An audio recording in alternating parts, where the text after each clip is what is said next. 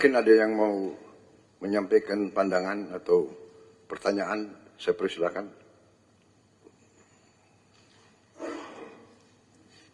Silakan. Terima kasih Bapak Presiden.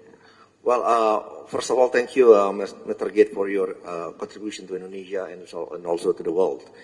Under the direction of Bapak Presiden, actually, as a Minister of Investment, and also at the same time, I lead the CEO of Danantara, which is our newly established sovereign wealth fund. And actually, yesterday morning, we had a discussion with your team, because in Danantara, we also setting up the Danantara Trust Fund.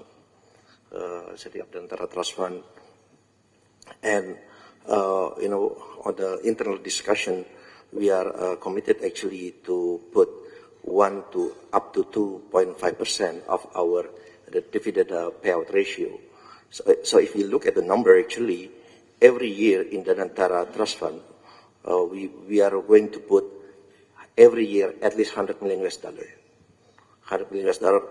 And for the next 5 years, even 5 to 6 years, if you look at the number, actually we will pledge to put up to $1 billion in the Danantara Trust Fund. So there's a potential collaboration with Gates Foundation also,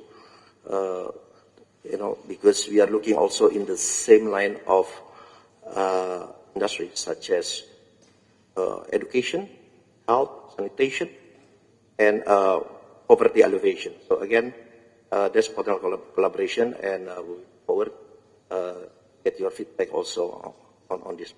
Thank you.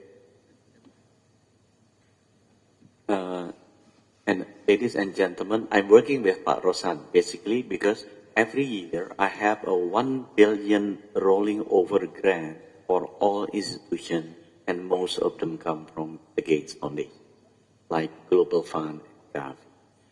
And that is where I learned that in developed country, the philanthropy funding average is 2% of. So the potential in Indonesia with 1.5 trillion GDP is $30 billion per annum.